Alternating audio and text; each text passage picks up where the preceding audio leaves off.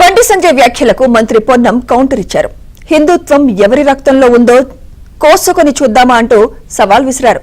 రాజకీయం కోసం పెళ్లి శాపనార్థాలు పెడితే చూస్తూ ఊరుకోబోమన్నారు. ఇప్పటికైనా కేసీఆర్ బయటకు రావడం మంచి పరిణామం అంటోన్న మంత్రి పొన్నంతో మా ప్రతినిధి Siddharth face to face. Congress ప్రభుత్వం ఏ నిర్ణయం తీసుకున్నా దానిపై ప్రతిపక్షాలు చాలా విమర్శలు చేస్తున్నారు. తాజాగా కాంగ్రెస్ ప్రభుత్వం తీసుకున్నటువంటి ఒక నిర్ణయంపై బండి సంజయ్ తీవ్రమైన అభ్యంతరం వ్యక్తం చేస్తున్నారు. ఇదే అంశంపై మనతో మాట్లాడడానికి మంత్రి పొన్నం ప్రభాకర్ ఉన్నారు. ఆయనతో మాట్లాడదాం. సార్, మీరు నిన్న ఒక జీవో తీసుకొచ్చారు. రంజాన్ మాసంలో ముస్లింలకు కొద్దిగా రిలాక్సేషన్ ఇచ్చారు. దీనిపై బీజేపీ నాయకులు తీవ్రమైన అభ్యంతరం వ్యక్తం చేస్తున్నారు. కాంగ్రెస్ నేతల శరీరాల్లో హిందూ రక్తం ప్రవహించట్లేదా అని బండి సంజయ్ విమర్శిస్తున్నారు. ఏం చెప్తారు, అసలు ఎందుకు ఇట్లాంటి రిలాక్సేషన్ తీసుకోవాల్సిన అవసరం వచ్చింది? బండి సంజయ్ గారు రాజకీయాల్లో చాలా రోజులుగా ఉన్నాడు. మరి కొత్తగా అవగాహన లేకుండా మాట్లాడడం అర్ధరహితం. ఇది గత 30 సంవత్సరాల నుంచి వస్తున్నటువంటి సాంప్రదాయం. నేను అడుగుతా ఉన్న బండి సంజయ్ గారు, ఆంధ్ర రాష్ట్రంలో మీ ప్రభుత్వంలో ఉన్న మంత్రులు కొల్యూషన్ గవర్నమెంట్ ఉంది. అక్కడ తెలుగుదేశం పార్టీ ఎంపీలు కేంద్ర మంత్రులుగా ఉన్నారు. నేను 15వ తారీఖు జీవో ఇస్తే ఆంధ్రప్రదేశ్ ప్రభుత్వం 11వ తారీఖు జీవో ఇచ్చింది. సేమ్ లైన్స్లా.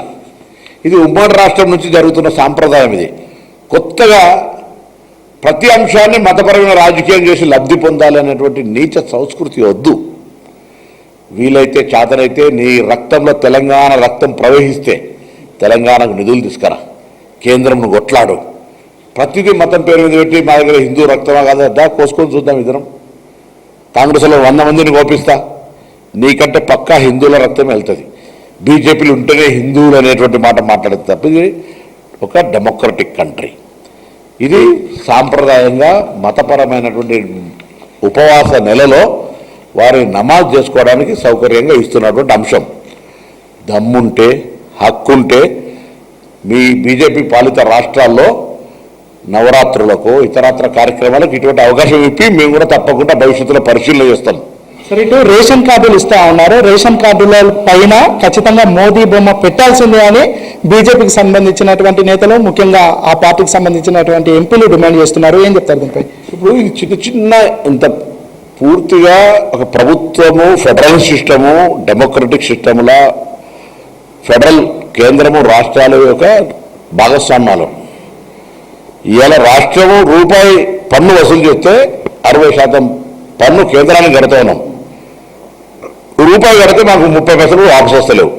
కాబట్టి ఇవన్నీ లెక్కలు పెట్టుకుంటే పొరపాటు అవుతుంది.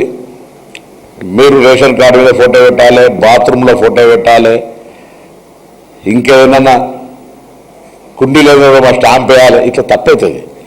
ప్రజాస్వామ్యంలో కేంద్రము రాష్ట్రాలు నడవాలి. ఎక్కడైనా రేషన్ కార్డులలో మీరు దేశంలో ఫోటో ఉన్నదా నరేంద్ర మోడీ? ఇది స్థానికంగా పౌర సరఫరాల శాఖ తరఫున జరిగేటువంటి కార్యక్రమం. దానికి ప్రభుత్వం నుంచి డెఫినెట్లీ బెనిఫిట్ ఇస్తారు. అది దేశం మొత్తం ఇస్తారు, ఒక తెలంగాణకు ఇస్తలేవు కదా.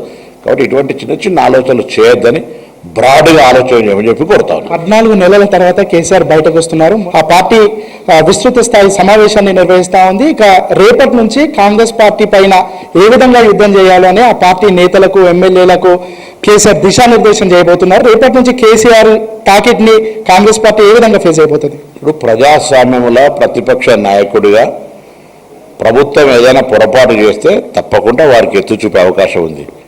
ప్రజాస్వామికంగా ప్రభుత్వ పనితీరు మీద ఏదైనా నిర్మాణాత్మక సలహా, విమర్శ చేస్తే మేము తీసుకోవడానికి సిద్ధంగా ఉన్నాం. కానీ రాజకీయ పరంగా కుట్రతోటి ప్రజల్లో ఒక అప్రకటమైనటువంటి భయాందోళనలు కలిగించే విధంగా అబద్ధాలు ప్రచారం చేస్తే చూస్తూ కాంగ్రెస్ పార్టీ ఊరుకోదు. ఇది మొత్తానికి అయితే ప్రతిపక్ష నాయకుడిగా కేసీఆర్ బయటకు రావచ్చు, ప్రజా సమస్యలపై గొంతెత్తవచ్చు.